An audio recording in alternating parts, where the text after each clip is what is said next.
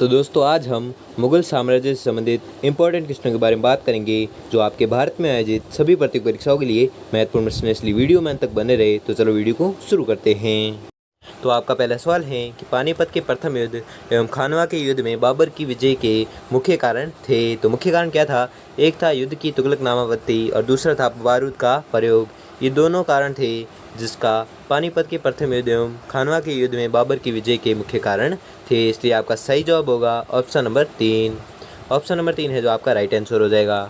अगला सवाल है कि अकबर के दीन ए इलाही को स्वीकार करने वाला एकमात्र हिंदू था। तो वह था बीरबल। ठीक है, बीरबल वह व्यक्ति था जो दीन ए इलाही को स्वीकार करने वाला एकमात्र हिंदू था। कौन? बीरबल। अगला सवाल है कि अकबर की धार्मिक नीति का मूल उद्देश्य क्या था। तो मूल उद्देश्य था सार्वभौमिक सहिष्णुता। ठीक है, सार्वभौमिक सहिष्णुता है जो अकबर की धार्मिक नीति का मूल उद्देश्य था। क्या था? सार्वभौमिक सहिष्णुता। अगला सवाल है कि अकबर ने कौन सा नया धर्म चलाया था। तो आपको याद रखना है अकबर ने चलाया था दीन ए इलाही धर्म। ठीक है, तो दीन ए इलाही धर्म किसने चलाया था? तो आपको याद रखना है यह चलाया था अकबर ने। अगला सवाल है कि दीन ए इलाही का प्रधान पुरोहित कौन था। तो आपको याद रखना है वह था अबुल फजल। ठीक है, अबुल फजल वह व्यक्ति था जो दीन ए इलाही का प्रधान पुरोहित था। अगला सवाल है कि अकबर मुस्लिमों के किस सिलसिले का भक्त था। तो अकबर था चिश्ती सिलसिले का भक्त। कौन? अकबर। अगला सवाल है कि अकबर ने 1583 में कौन से नए कैलेंडर को जारी किया। तो आपको याद रखना है अकबर ने जारी किया था इलाही संवत। ठीक है, इलाही संवत कब जारी किया था? तो 1583 में जारी किया था। ठीक है, यह एक प्रकार का कैलेंडर है जो 1583 में जारी किया था। कौन सा? इलाही संवत, जो किसके द्वारा जारी किया था? अकबर द्वारा। अगला सवाल है कि अकबरनामा की रचना किसने की थी। तो आपको याद रखना है यह रचना की थी अबुल फजल ने। ठीक है, तो अबुल फजल ने रचना की थी किसकी? अकबरनामा की रचना की थी किसने? अबुल फजल ने। अगला सवाल है कि तुजु के बाबरी या बाबरनामा नामक पुस्तक किसके द्वारा रचित हैं। तो आपको याद रखना है यह रचित हैं बाबर द्वारा। ठीक है, तो बाबर की अगर रचना के नाम पूछे या पुस्तक का नाम पूछे तो आपको याद रखना है बाबर की पुस्तक का नाम है तुजु के बाबरी या बाबरनामा। ये पुस्तक है इसकी बाबर की। अगला सवाल है कि मुगल बादशाह जहांगीर द्वारा लिखे गए ग्रंथ का नाम है। तो आपको याद रखना है वह ग्रंथ है तुजु के जहांगीरी। ठीक है, तुजु के जहांगीरी वह ग्रंथ है जो मुगल बादशाह जहांगीर द्वारा लिखे गए ग्रंथ है। कौन सा? तुजु के जहांगीरी। अगला सवाल है कि मुगल बादशाह शाहजहाँ के समकालीन ग्रंथ पादशाहनामा का लेखक का नाम बताइए। तो उसके लेखक का नाम है उपयुक्त सभी मोहम्मद अमीन कजविनी, अब्दुल हमीद लाहौरी और मोहम्मद वारिस। ये तीनों हैं जो पादशाहनामा के लेखक है। इसलिए आपका सही जवाब होगा ऑप्शन नंबर 4।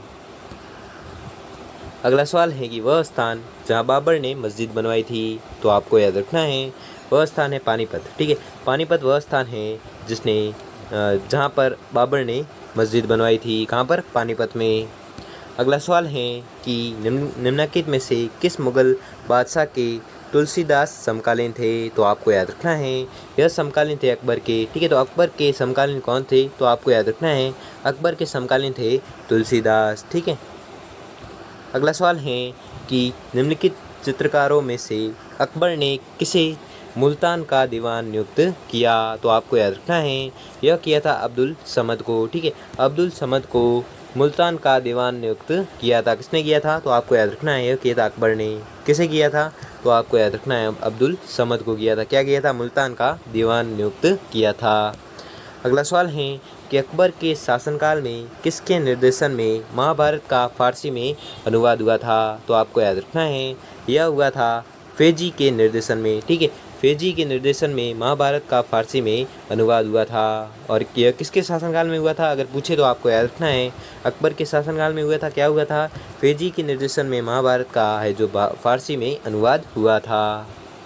अगला सवाल है कि प्रसिद्ध चित्रकार बिशनदास को किस मुगल शासक की छत्रछाया प्राप्त हुई। तो आपको याद रखना है यह हुई थी जहांगीर की छत्रछाया। ठीक है, प्रसिद्ध चित्रकार बिशनदास है जो जिसे जहांगीर मुगल शासक की छत्रछाया है जो प्राप्त हुई थी। किसे प्राप्त हुई थी? प्रसिद्ध चित्रकार बिशनदास को।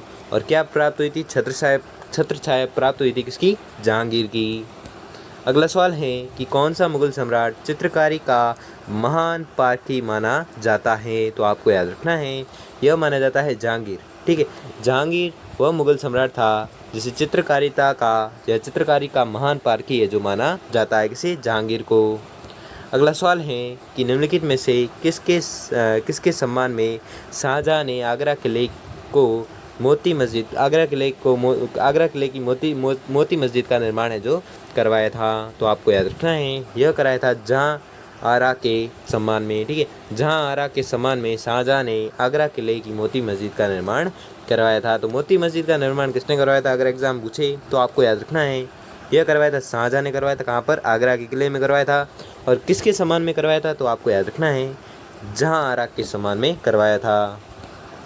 अगला सवाल है कि किस मुगल सम्राट ने प्रसिद्ध तख्त-ए-ताउस बनवाया था? तख्त-ए-ताउस यानी मयूर सिंहासन है जो बनवाया था। तो आपको याद रखना है, वह मुगल सम्राट था शाहजहां। ठीक है, शाहजहां वह मुगल सम्राट था जिसने प्रसिद्ध तख्त-ए-ताउस यानी कि मयूर सिंहासन है जो बनवाया था, तख्त-ए-ताउस।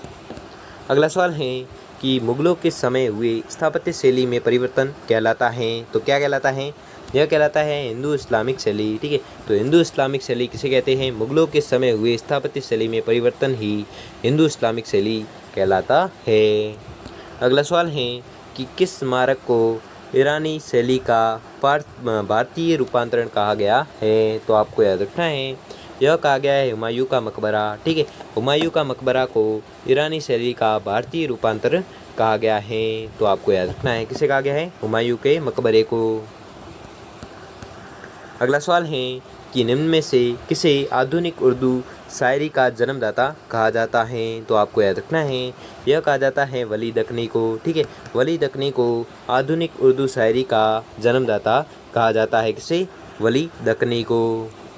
अगला सवाल है कि कौन सा मकबरा वफादार पत्नी का उसके स्वर्गीय पति के लिए श्रद्धांजलि का प्रतीक है? तो आपको याद रखना है, वह मकबरा है हुमायूं का मकबरा। ठीक है, हुमायूं का मकबरा वफादार पत्नी का उसके स्वर्गीय पति के लिए श्रद्धांजलि का प्रतीक है।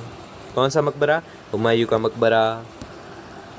अगला सवाल है कि तुजू के बाबरी का फ़ारसी में अनुवाद किसने किया था? तो आपको याद रखना है, यह किया था अब्दुल रहीम खान खाना ने। ठीक है, अब्दुल रहीम खान खाना ने तुजू के बाबरी का फ़ारसी में अनुवाद किया था। किसने?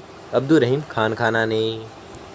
अगला सवाल है कि अकबर का मकबरा कहाँ पर है? तो आपको याद रखना है, अकबर का मकबरा है सिकंदरा में। और सिकंदरा कहाँ पर? आगरा में। ठीक है, अकबर का मकबरा कहाँ पर है? अगर पूछे परीक्षा में तो आपको याद रखना है, यह मकबरा है सिकंदरा में। और सिकंदरा कहाँ पर है? आगरा में।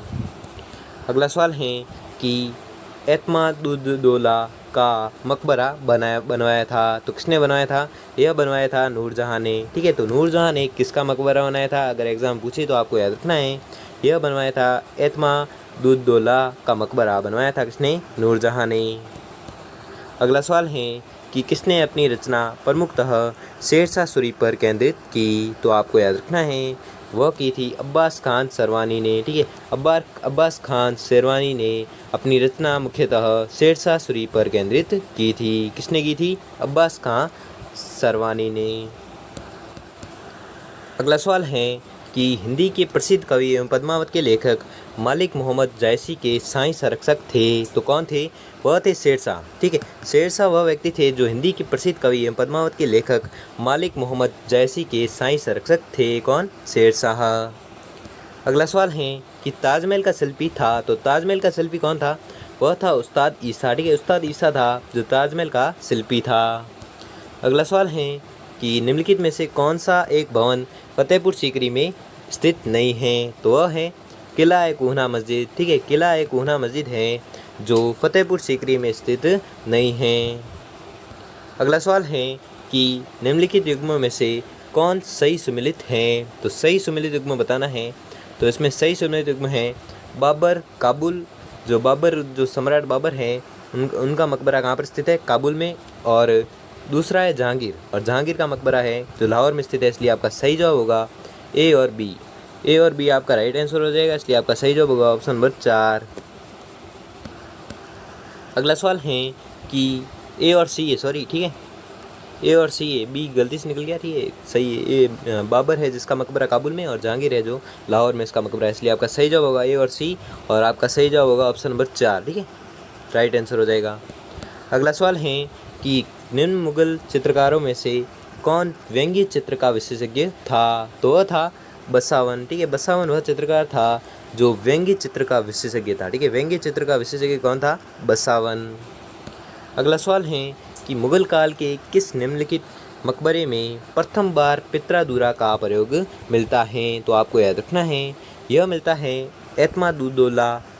एतमादुद्दौला मकबरे में प्रथम बार पित्रादूरा का प्रयोग है जो मिलता है। किसके मकबरे में? तो आपको याद रखना है, यह मिलता है एतमादुद्दौला के मकबरे में। क्या मिलता है? प्रथम बार पित्रादूरा का प्रयोग मिलता है। अगला सवाल है कि निम्न में से कौन मुंतखब उल लुबाब का लेखक था? तो आपको याद रखना है, वह था खफी खां, ठीक है, खफी खां वह व्यक्ति था जो मुंतखब उल लुबाब का लेखक था। कौन? खफी खां। अगला सवाल है कि कौन सा स्थान अबुल फजल का जन्म स्थान है? तो वह है नागौर, ठीक है, नागौर वह स्थान है जो अबुल फजल का जन्म स्थान माना जाता है। कौन सा? नागौर। अगला सवाल है कि तबकाते अकबरी का रचयिता कौन था? तो वह था निज़ामुद्दीन अहमद, ठीक है, निज़ामुद्दीन अहमद है जो तबकाते अकबरी का रचयिता था। कौन था? निज़ामुद्दीन अहमद। अगला सवाल है कि एतमाद-उद-दौला का मकबरा कहाँ पर स्थित है? तो यह स्थित है आगरा में, ठीक है, तो आगरा में किसका मकबरा स्थित है? तो आपको याद रखना है, यह स्थित है एतमाद-उद-दौला का मकबरा स्थित है कहाँ पर? आगरा में। अगला सवाल है कि कलीला व दमना नामक पुस्तक निम्नलिखित में से किससे संबंधित हैं? तो यह संबंधित है हिंदू दर्शन पद्धतियों से, ठीक है, हिंदू दर्शन पद्धतियों से क्या संबंधित है? कलीला व दमना है जो पुस्तक, वह संबंधित है किससे? हिंदू दर्शन पद्धतियों से। अगला सवाल है कि निम्नलिखित में से किसने मुगल काल में अथर्ववेद का फारसी में अनुवाद किया था? तो आपको याद रखना है, यह किया था हाजी इब्राहिम सरहिंदी ने, ठीक है, हाजी इब्राहिम सरहिंदी ने मुगल काल में अथर्ववेद का फारसी में अनुवाद किया था। किसने? हाजी इब्राहिम सरहिंदी ने। अगला सवाल है कि अब्बास खां शेरवानी को तारीख़-ए-शेरशाही लिखने के लिए किसने नियुक्त किया था? और वह ग्रंथ शेरशाह सूरी के शासनकाल का ऐतिहासिक विवरण प्रस्तुत करने वाला एकमात्र स्रोत था। तो आपको याद रखना है, यह किया था अकबर को नियुक्त किया था, ठीक है, अकबर को नियुक्त किया था। क्या? अब्बास खां शेरवानी को तारीख़-ए-शेरशाही लिखने के लिए नियुक्त किया था। किसे? अकबर को नियुक्त किया था, और वह ग्रंथ शेरशाह सूरी के शासनकाल के ऐतिहासिक विवरण का प्रस्तुत करने वाला एकमात्र स्रोत हैं, ठीक है, तो आपको याद रखना है। अगला सवाल है कि किस स्मारक को ईरानी शैली का भारतीय रूपांतरण कहा गया है? तो आपको याद रखना है, वह स्मारक है हुमायूं का मकबरा, ठीक है, हुमायूं का मकबरा वह स्मारक है जिसे ईरानी शैली का भारतीय रूपांतरण कहा गया है। किसे कहा गया है? हुमायूं के मकबरे को कहा गया है। अगला सवाल है कि दिल्ली में खैरुल मनाजिल नामक मदरसे का निर्माण किया था। तो किसने किया था? यह किया था महम अनगा ने, ठीक है, महम अनगा वह व्यक्ति था जिसने दिल्ली में खैरुल मनाजिल नामक मदरसे का निर्माण किया था। किसने? महम अनगा ने, सॉरी औरत थी, ठीक है। अगला सवाल है कि कालीला दिमना अरबी रूपांतरण है। तो यह किसका अरबी रूपांतरण है? तो पंचतंत्र का अरबी रूपांतरण है, ठीक है, तो पंचतंत्र का अरबी रूपांतरण कौन सा है? कालीला दिमना, ठीक है, कालीला दिमना ग्रंथ है जो पंचतंत्र का रूपांतरण है। अगला सवाल है कि संस्कृत कृति प्रबोध चंद्रोदय का अनुवाद फारसी में किया गया जिसका शीर्षक था, तो उसका शीर्षक क्या था? गुलजारे हाल, ठीक है, गुलजारे हाल शीर्षक है किसका? संस्कृत कृति प्रबोध चंद्रोदय का अनुवाद फारसी में किया गया जिसका शीर्षक क्या था? गुलजारे हाल। अगला सवाल है कि नल दमयंती को कहानी का फारसी में अनुवाद किसने किया था? तो आपको याद रखना है, यह किया था फैजी ने, ठीक है, फैजी ने किस कहानी का फारसी में अनुवाद किया था? तो आपको याद रखना है, यह किया था नल दमयंती का किया था। नल दमयंती कहानी का फारसी में अनुवाद किसने किया था? तो फैजी ने किया था। अगला सवाल है कि तानसेन के गुरु कौन थे? ठीक है, तो तानसेन के गुरु थे स्वामी हरिदास, ठीक है, स्वामी हरिदास है जो तानसेन के गुरु थे। अगला सवाल है कि मुगल युग का सबसे योग्य लेखक कौन माना जाता है? तो यह माना जाता है अबुल फजल। ठीक है, अबुल फजल वह व्यक्ति हैं जो मुगल युग का सबसे योग्य लेखक माना जाता है। अगला सवाल है कि बादशाह अकबर द्वारा चलाया गया तांबे का सिक्का था, तो वह था दाम। ठीक है, दाम वह सिक्का है जो बादशाह अकबर द्वारा चलाया गया तांबे का सिक्का था। कौन सा था? दाम। अगला सवाल है कि अकबर द्वारा चलाया गया सिक्का जलाली था, तो वह था चांदी का सिक्का था। ठीक है, अकबर द्वारा चलाया गया सिक्का कौन सा था? जलाली था। और वह किस प्रकार का था? तो चांदी का सिक्का था। ठीक है, तो आपको याद रखना है। अगला सवाल है कि जीतल था एक, तो जीतल था क्या? जीतल एक प्रकार का था अकबर द्वारा चलाया गया तांबे का सिक्का। ठीक है, अकबर द्वारा चलाया गया तांबे का सिक्का किसे कहते हैं? तो जीतल को कहते हैं। ठीक है, जीतल था एक प्रकार क्या? अकबर द्वारा चलाया गया तांबे का सिक्का। अगला सवाल है कि मुगल बादशाह बाबर द्वारा चलाए गए सिक्के थे, तो वह थे उक्त एक और उक्त दोनों, यानी शाहरुख और बाबरी। ये दोनों सिक्के हैं जो मुगल बादशाह बाबर द्वारा चलाए गए सिक्के थे। ठीक है, मुगल बादशाह बाबर द्वारा चलाए गए सिक्के शाहरुख एवं बाबरी दोनों थे, इसलिए आपका सही जवाब होगा ऑप्शन नंबर 3। ठीक है, ऑप्शन नंबर 3 है जो राइट आंसर हो जाएगा। और आज का लास्ट क्वेश्चन है कि मुगल कालीन भारत में रेशम उद्योग का प्रसिद्ध केंद्र था, तो वह था कश्मीर एवं बंगाल। ठीक है, कश्मीर एवं बंगाल वह केंद्र थे जो मुगल कालीन भारत में रेशम उद्योग का प्रसिद्ध केंद्र था। मुगल कालीन भारत में रेशम उद्योग का प्रसिद्ध केंद्र कौन सा था? अगर परीक्षा में पूछे तो आपको याद रखना है, वह था कश्मीर एवं बंगाल। तो दोस्तों, आपको वीडियो कैसा लगा हमें कमेंट बॉक्स में कमेंट करके जरूर बताएं। अगर वीडियो अच्छा लगा हो या आपके लिए थोड़ा सा भी हेल्पफुल साबित हुआ हो तो वीडियो को लाइक और चैनल को सब्सक्राइब कर लीजिए। धन्यवाद।